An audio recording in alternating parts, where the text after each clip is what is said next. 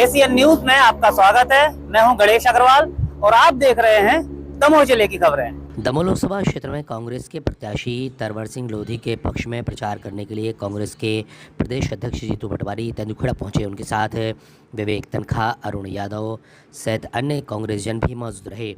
यहां पर उन्होंने एक सभा को संबोधित किया।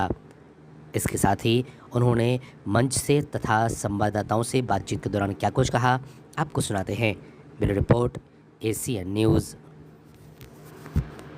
आदरणीय वरिष्ठ परम यादव जी, उपस्थित सभी मंच के सामने बैठे हुए समस्त हमारे पूरे तेंदुखेड़ा ब्लॉक और जबीरा विधानसभा से आए हुए सभी हमारे पीछे से आवाज नहीं आ रही। Congress party, Congress party.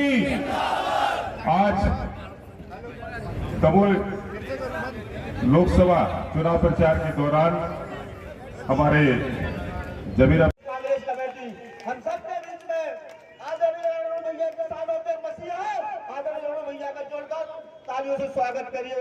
साथियों, बहुत देरी से इंतजार कर रहे हो आप। मैं आदरणीय बंटू भैया, समय नहीं बचा है स्वागत के लिए मना कर।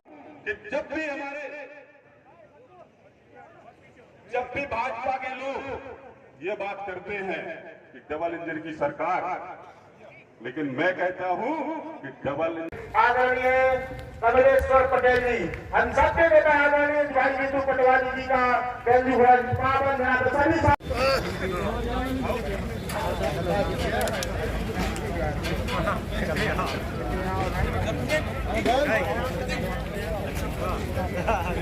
आदरणीय हमारे प्रदेश कांग्रेस कमेटी के अध्यक्ष आदरणीय जीतू पटवारी जी, पूर्व मंत्री एवं पूर्व प्रदेश कांग्रेस कमेटी के अध्यक्ष आदरणीय अरुण यादव जी, हमारे बीच में राज्यसभा के सदस्य आदरणीय विवेक तनखा जी, हमारे बीच में पूर्व विधायक आदरणीय प्रताप सिंह जी, पूर्व विधायक नारायण प्रजापति जी, हमारे बीच में हमारी बहन पारोल टंडन जी, हमारे बीच में हमारे कांग्रेस के वरिष्ठ नेता आदरणीय तिवारी जी, आदरणीय हमारे बीच में प्रदीप पटेल साहब, जिन्होंने ठेके लिए रोडों के, एयरपोर्ट के, रेल के, उनने सबने बीजेपी के खातों में पैसे डाल दिए।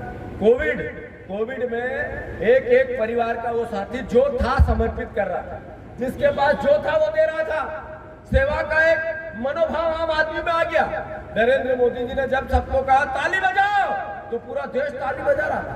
थाली बजाओ, पूरा देश थाली बजा रहा था। उस कोविड में भी नरेंद्र मोदी जी ने एक पूना वाला जिसने वैक्सीन तैयार की, उसके साथ फोटो खिंचाए, टीवी पे आए और उससे भी 50 करोड़ डलवा लिए। जब लोग दे रहे थे, ये ले रहे थे। याद रखो इस बात को। इन्होंने इतनी हद कर दी कि एक कंपनी की कुल इनकम 181 करोड़, मोदी जी ने, बीजेपी ने उससे 1100 करोड़ रुपए डलवा लिए। काला धन नहीं है तो क्या है, ये ब्लैक मनी नहीं है तो क्या है, अरे ये भ्रष्टाचार नहीं है तो क्या है, रिश्वत नहीं है तो क्या है। अरे जो बोला नरेंद्र मोदी झूठ बोला, एक सच नहीं है। जब तो जहाँ 60,000 होते थे वहां 3,000 हुए। अरे इसी दमोह में इससे पहले नरेंद्र मोदी आते थे तो जहाँ 25-25, 40-40 हजार लोग आते थे, अब 3,000 ही क्यों आए? क्या कारण है? एहसास करो। जो आदरणीय विवेक तनखा जी ने बोला, विवेक तनखा जी ने कहा कि 102 सीट में से 65 सीट कांग्रेस और गठबंधन की आ रही, चिंता मत करना। केवल एक ही बात दृढ़ संकल्प करो कि तरवर लोधी अगर ईमानदार बेटा आपका आपने हरा दिया, अगर तरवर लोधी जैसे जिसने पहले परीक्षा दे ली कि मैं नहीं बिका हूं, अगर उसको आप लोगों ने विश्वास नहीं किया तो फिर ईमानदारी की कोई कीमत नहीं रहेगी। मैं दमोह वासियों से कहना चाहता हूं, मैं दमोह संसदीय क्षेत्र के परिवारजनों से हाथ जोड़ के निवेदन करना चाहता हूं, पार्टी चाहे जो हो आपकी, विचार चाहे जो हो आपका, रिश्तेदार चाहे जो हो आपका, आपकी जाति कोई हो, आप किसी रूप में बीजेपी को पसंद क्यों नहीं करते हो, फिर भी अगर तरवर लोधी को हराओगे, इसको वोट नहीं दोगे, तो फिर आप ईमानदारी से दूर दूर तक कभी विश्वास मत करना। आपको फिर बेईमान लोग मिलेंगे, पैसे बांटने वाले ही मिलेंगे। अरे भैया, भारतीय जनता पार्टी ने, विवेक भैया, ये कहा दमोह वासियों को कि हम आदरणीय प्रहलाद पटेल जी को केंद्र में मंत्री थे, यहाँ विधायक लड़ा के कि मुख्यमंत्री बनाएंगे, उनने भी सच गए पूरे। यहाँ से 100, 200, 500, 1000 गाड़ियां बुलवा ली भोपाल की चिट्ठी मेरी ही निकलने वाली है। उनको भी धोखा दिया कि नहीं दिया? अरे दिया कि नहीं दिया? केंद्र के मंत्री से प्रदेश के मंत्री पे ला दिया। अब वो भी मुस्कुराते हैं, मैं तो ऐसा हूं, मैं तो ऐसा, पर अंदर रोते रहते। तो याद रखो।